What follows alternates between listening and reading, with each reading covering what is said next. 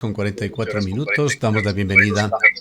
Estamos con Realimentación, doctor Montúfar, si nos ayuda.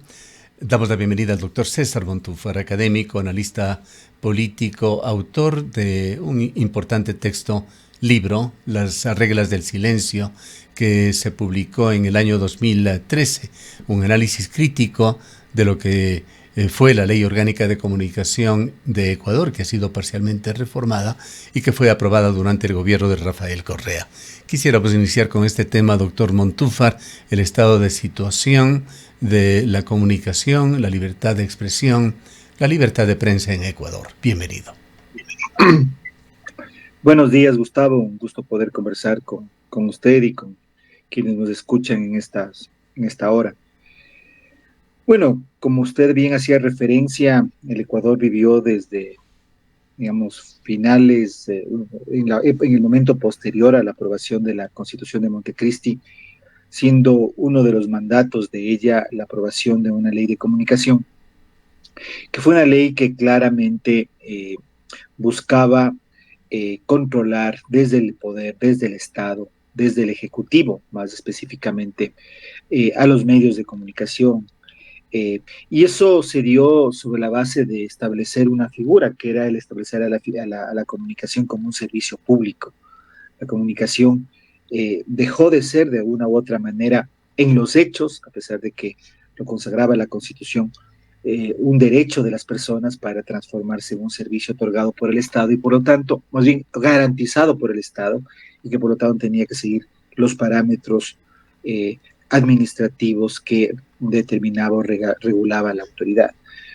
Mucha agua ha corrido de aquello, ha habido, como usted bien mencionaba, múltiples reformas a la ley de comunicación, se han cambiado artículos sustantivos y finalmente, digamos, ese cuerpo legal hoy, digamos, rige, pero de manera muy parcial.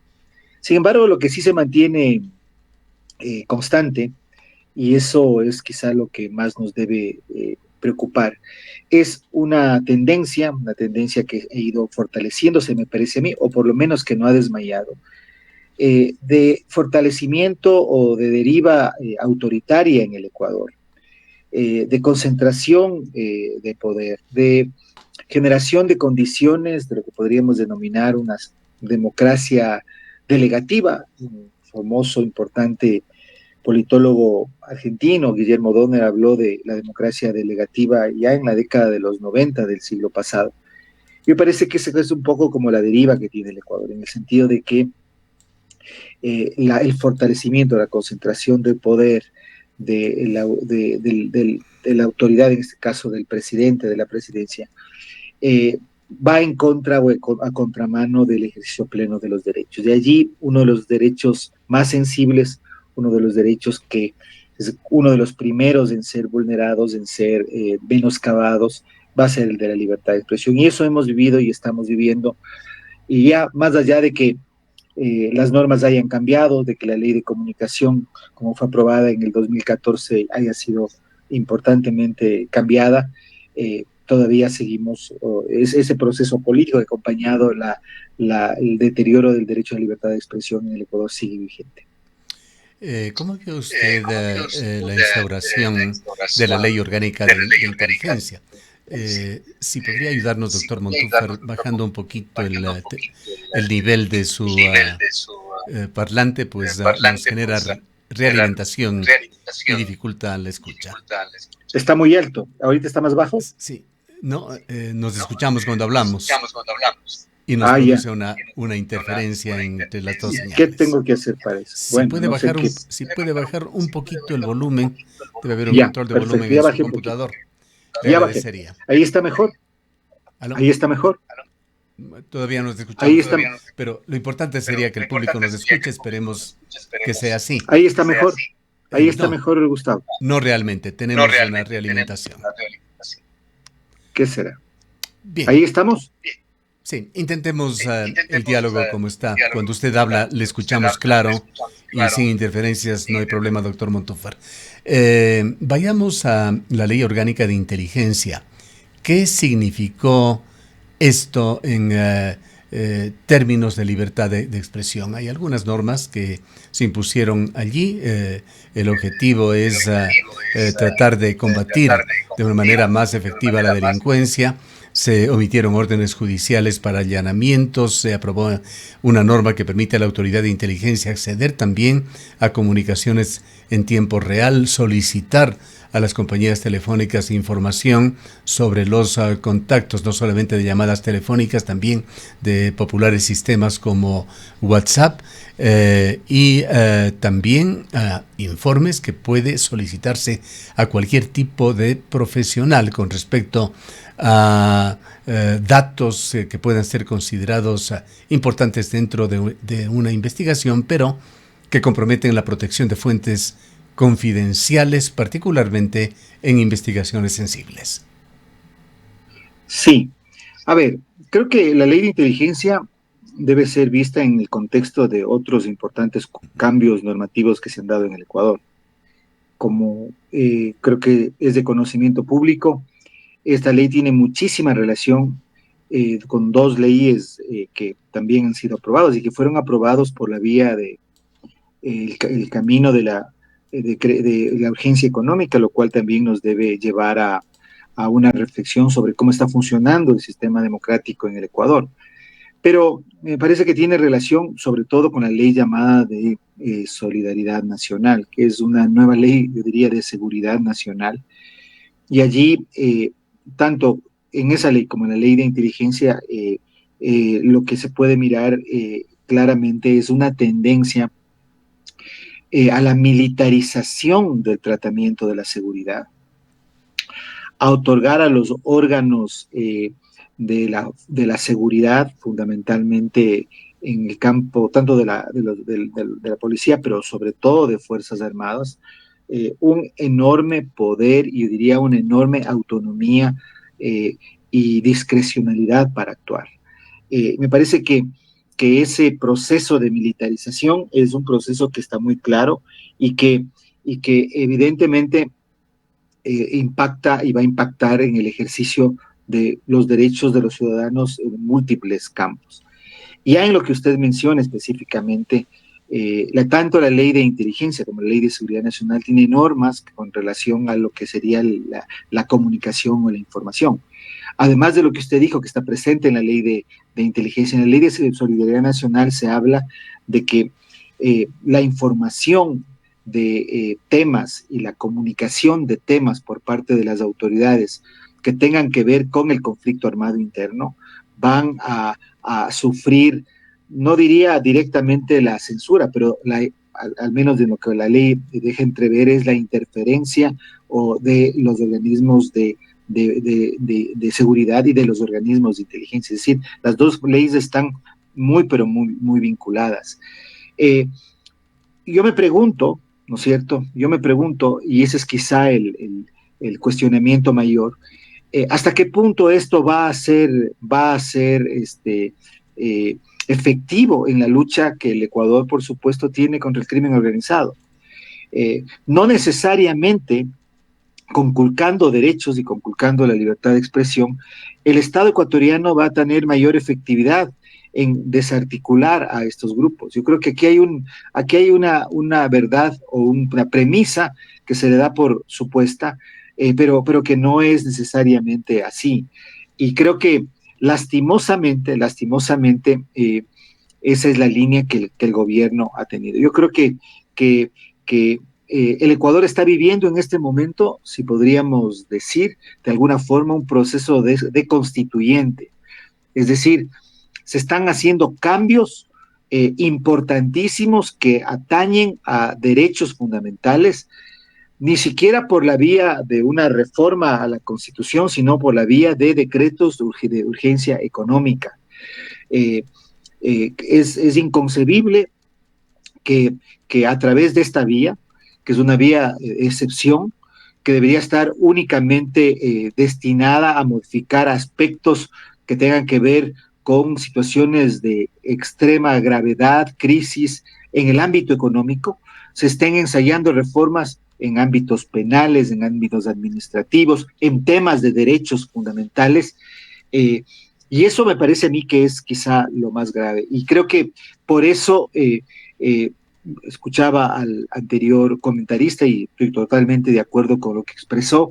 En este momento, el papel que puede cumplir la Corte Constitucional va a ser un papel fundamental, porque claramente estas leyes no son constitucionales, tienen graves vicios de inconstitucionalidad y por lo tanto deberían ser, digamos, revertidas por la Corte Constitucional. Sin embargo, yo dudaría un poco de aquellos, pero en eso estar equivocado. Pero en general le diría el tema lo que tiene que ver con libertad de expresión no es solamente algo que está en la ley de inteligencia, sino también en la ley de seguridad nacional. Hay un tema, doctor Montúfar, que ha sido muy poco comentado en el país, que es el concurso para frecuencias que llamó Arcotel, que comenzó mal y terminó mal. Comenzó mal porque se lo convocó en el mes de octubre para que se inicie con el primer plazo, con el plazo de entrega de los expedientes de los concursantes en el mes de diciembre, cuando justamente se iniciaba un proceso electoral en Ecuador. Y con algunas modificaciones el proceso fue dilatado justamente hasta antes de la segunda vuelta electoral. Un concurso de medios de comunicación en el marco de un proceso electoral no es realmente el mejor escenario, pero sí se dio. Fue un concurso para adjudicar más de 2.000 frecuencias de radio y televisión, que en la práctica significaba determinar en buena medida el futuro de unas 600 emisoras de radio en el país, de todas las dimensiones, grandes, medianas y pequeñas. Sin embargo, este concurso fue declarado nulo por Arcotel tras la definición electoral que se dio de la segunda vuelta, tras supuestamente detectarse contradicciones técnicas y legales. No se había puesto en el concurso un rango de frecuencias en teoría utilizables. En la práctica no, porque es un rango que no se encuentra en los receptores de radio para el público. La lectura que quedó es que se forzaron las cosas por parte de Arcotel para favorecer a concursantes que no cumplieron con términos, plazos o condiciones en este llamamiento, dejando en el limbo a estos centenares de radios y perjudicando además económicamente a los medios que sí habían participado con inversiones que bordeaban los $10,000 por una serie de complejos estudios que se tienen que presentar. Pero de esto nadie ha dicho prácticamente nada en Ecuador. Mire, a mí me parece que eh, era muy claro que posiblemente la convocatoria, este concurso para la asignación de frecuencias, quizá tenía desde el principio ese objetivo, es decir, que finalmente se declarara nulo, pero porque tenía principalmente, o habría tenido principalmente una intencionalidad política. Esa intencionalidad política era condicionar el comportamiento de los medios de comunicación y la actitud de los medios de comunicación durante el proceso eleccionario. Es decir, en realidad, posiblemente lo que se hizo tenía como objetivo principalmente un objetivo electoral.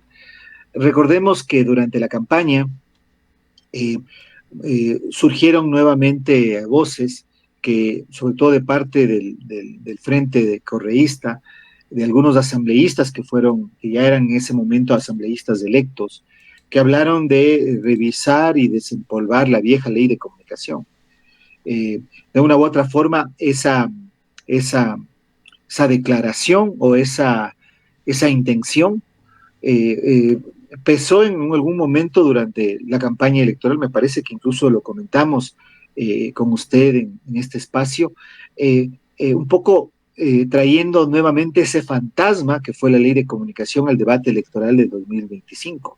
Entonces yo le diría, en realidad, es posiblemente el tiempo de la convocatoria, en el tiempo de convocatoria a ese concurso está la clave de lo que buscaba principalmente y de lo que se logró principalmente. Creería que hoy más que nunca me parece que hay un tema que debería ser de una u otra manera retomado y revisado, porque evidentemente eso va a darse, el concurso tendrá que darse en los próximos meses o tendrá que convocarse, no estoy enterado de los detalles, pero ahí tendré el gobierno nuevamente un arma, como han tenido todos los gobiernos, un instrumento de presionar sobre los medios y presionando sobre los medios, influir o intentar influir sobre la información y sobre la opinión y sobre el sentir de los ciudadanos. Sí, Lastimosamente, esa ha sido la no tendencia. quisiéramos acusar, Sí, doctor Montúfar, de ninguna manera al actual gobierno o Arcotel, pero esto históricamente ha sido también un tema de manipulación política, un botín siempre, político, el tema de las frecuencias. exactamente. Este, y como le digo, como usted acaba de decir, eso no es un tema de este gobierno, eso es un tema que, por ejemplo, Correa posiblemente es el presidente o el mandatario, o en ese gobierno se intentó llevar esta situación al límite a través de la ley de comunicación, a través de este órgano regulador, el Consejo de Comunicación que se creó, que se convirtió casi como en un tribunal de la Inquisición para sancionar administrativamente a La los medios de Superintendencia comunicación de por ejemplo. Telecomunicaciones. Exactamente. Entonces, yo creo que esto no va a parar, no va a variar en el país en la medida en que el Ejecutivo siga siendo el actor principal el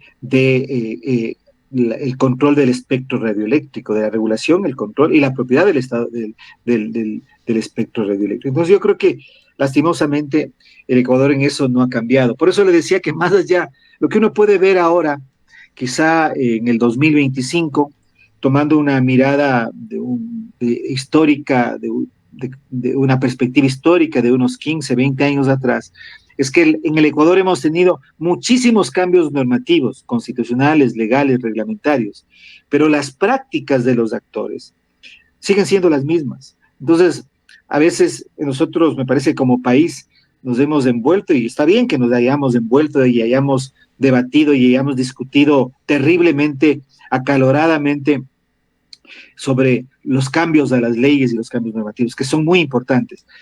Pero detrás de estos hay prácticas de uso de poder que lastimosamente persisten, que tienen una duración quizá de mayor alcance y que además permean actores que dicen o profesan exhibir o que presentan diversas posiciones incluso ideológicas. Entonces, aquí el problema me parece es que es tanto de las instituciones como de las leyes, pero también de las prácticas, y los tres elementos están muy íntimamente vinculados. Y vayamos con un último punto que tiene que ver con ese eje transversal de la violencia y la actuación de las mafias en el país. Hay casos menos numerosos, pero mucho más graves, como son las amenazas personales. Varios periodistas han sido asesinados en ciudades como en Manta, en Esmeraldas, en el oriente ecuatoriano, entre el 2023 y el 2025, y otros 15 han abandonado el país o fueron reubicados por amenazas de muerte. Además, hay una denuncia que se resumió en un informe denominado Periodismo en Violeta, que reveló que un 55% de las mujeres que ejercen periodismo en Ecuador han sufrido agresiones, acoso o amenaza, muchas con connotaciones sexuales.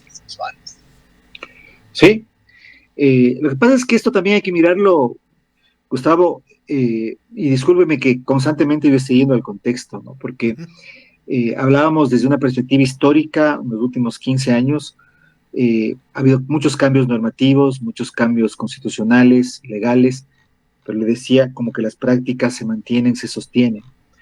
Pero sí hay un fenómeno que en el Ecuador, en cambio, sí ha irrumpido en los últimos 5 años, 6 años, que no quiere decir que se creó ahí, sino que venía de mucho tiempo atrás, que fue incubándose en el país poco a poco, y que tiene mucho que ver con la operación de organizaciones de crimen transnacional en nuestro país.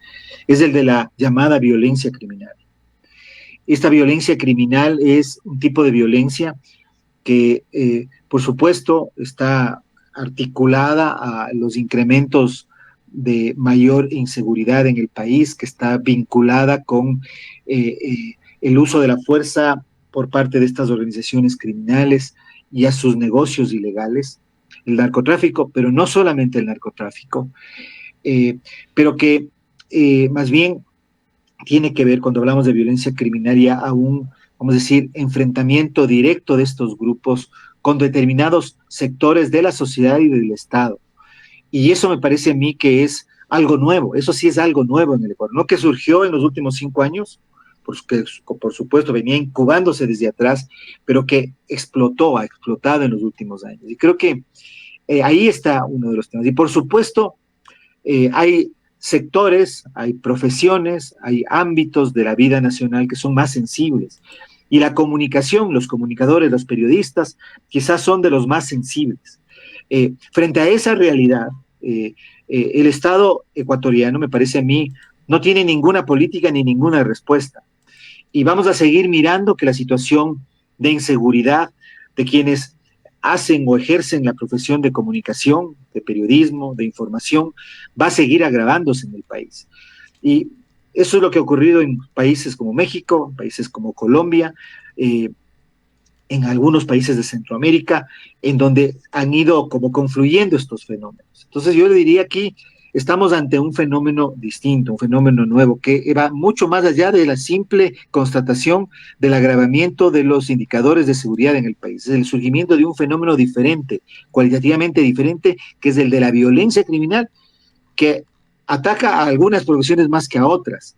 Y entre ellas la profesión de la comunicación o el ámbito de la comunicación y el periodismo es sin duda uno de los más afectados. Bien, queremos agradecerle mucho por habernos acompañado. Gracias, Gustavo. Buenos días y que esté muy bien.